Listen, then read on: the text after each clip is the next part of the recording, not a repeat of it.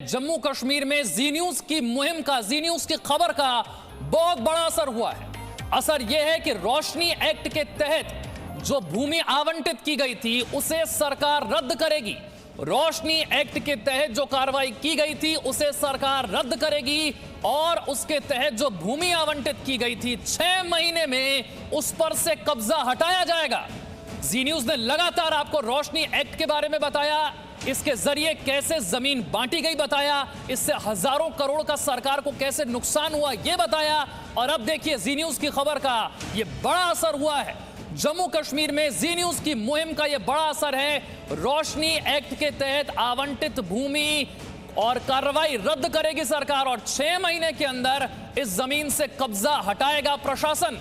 जी news की मुहिम के बाद सीबीआई जांच के आदेश इस मामले में दे दिए गए थे। जम्मू कश्मीर हाई कोर्ट की तरफ से सीबीआई जांच के आदेश दिए गए थे। एंटी करप्शन ब्यूरो की तरफ से इसकी सिफारिश की गई थी। और आपको यह भी बता दें, फारूक अब्दुल्ला की जब सरकार थी उस वक्त रोशनी एक्ट लागू किया गया था।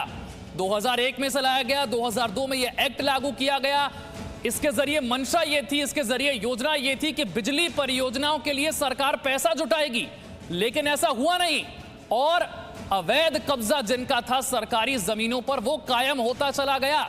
माना जाता है कि करीब 25,000 करोड़ रुपए का यह घोटाला हो सकता है। जम्मू कश्मीर हाईकोर्ट ने इसकी जांच सीबीआई को सौंप दी है। एंटी करप्शन ब्यूरो ने इसके लिए सिफारिश की थी और जम्मू कश्मीर हाईकोर्ट ने इस मामले की जांच सीबीआई को सौंपी। सीबीआई को जांच सौंपे अभी 3 हफ्ते हुए हैं और उसके बाद प्रशासन यह बड़ा फैसला ले रहा है। आरएसएस से राजीव तुली हमारे साथ जुड़ रहे हैं, राजू किरनी हमारे संवाददाता हमारे साथ जुड़ रहे हैं। सबसे पहले राजू किरनी, जरा समझाइए जम्मू कश्मीर प्रशासन का यह फैसला क्या है, कैसे इस कार्रवाई को रद्द किया जाएगा, कैसे जमीन वापस ली जाएगी? देखिए, चूंकि हाईकोर्ट के निर्देशानुसार ये मामला जो है सीबीआई के पास चला गया और 3 हफ्ते जो है हो चुके हैं और जो डायरेक्शन कोर्ट की तरफ से आई थी सीबीआई को कि आपको हर जो है 8 हफ्ते के बाद जो है कोर्ट को अपडेट करना है कि इस मामले में क्या कुछ हुआ है। और उसके साथ साथ स्टेट गवर्नमेंट को भी डायरेक्शन गई थी कि चीफ सेक्रेटरी को उसमें कहा गया था कि आप इंश्योर करिए जम्मू और श्रीनगर के डिविजनल कमिश्नर्स को कि वो जितना भी रिकॉर्ड उनके पास है वो तुरंत जो है सीबीआई को जो है पहुंचा दें।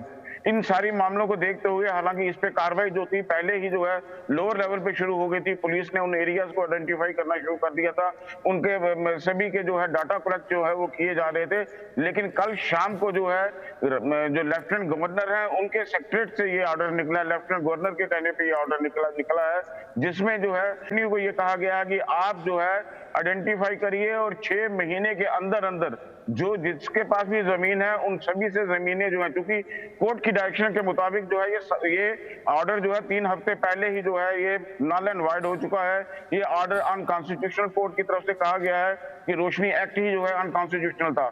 तो ये जो है सरकार की तरफ से ये कहा गया है कि ये चूंकि कोर्ट का आदेश आ चुका है और हम इस आदेश को पूरी तरह से मानने के लिए वादे हैं और हम मान भी रहे हैं, इसलिए 6 महीने के अंदर जो भी बेनिफिशरीज हैं उनसे जमीनें जो है रिट्रीव की जाएं। और उसके साथ साथ ये भी उनका ये आदेश है कि उन सभी लोगों के जो बेनिफिशरीज हैं उनके नाम जो है वेबसाइट पे, स्टेट की वेबसाइट पे डाले जाएं ताकि सीबीआई को जांच जो कर रही है उसको भी आसानी रहेगी।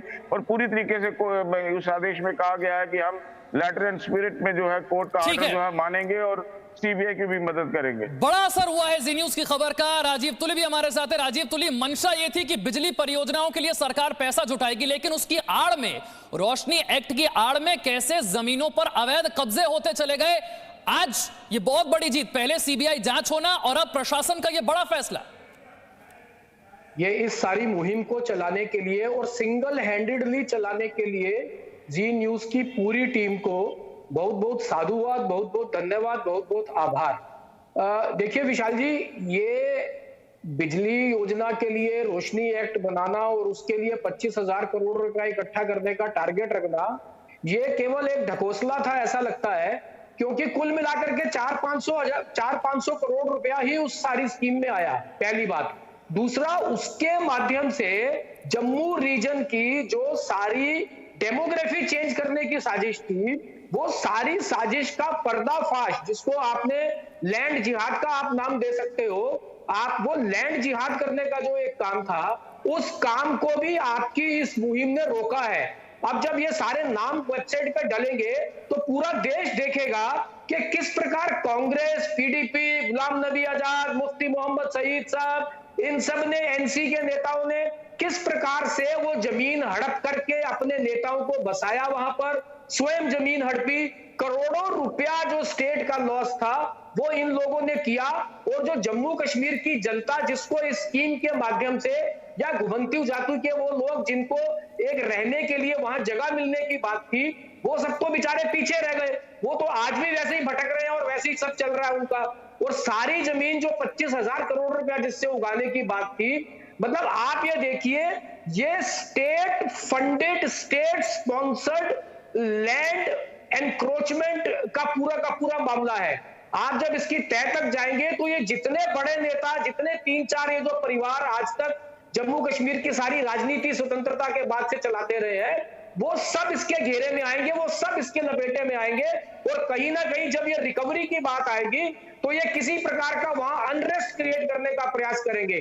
परंतु मुझे लगता है कि वहां की परिस्थिति बहुत बदली है 370-35 से खत्म होने के बाद। और इस प्रकार आपने बिल्कुल ठीक कहा, मुझे लगता है इसीलिए एक बार फिर से राजू केरनी के पास चलना चाहिए। जी न्यूज की मुहिम लगातार वहां पर चल रही थी। राजू केरनी, अब जरा समझाइए, पहले सत्यपाल मलिक ने बड़ा फैसला लिया, अब जम्मू कश्मीर प्रशासन ने एक और बड़ा फैसला लेते हुए जमीन को वापस लेने की बात कही है।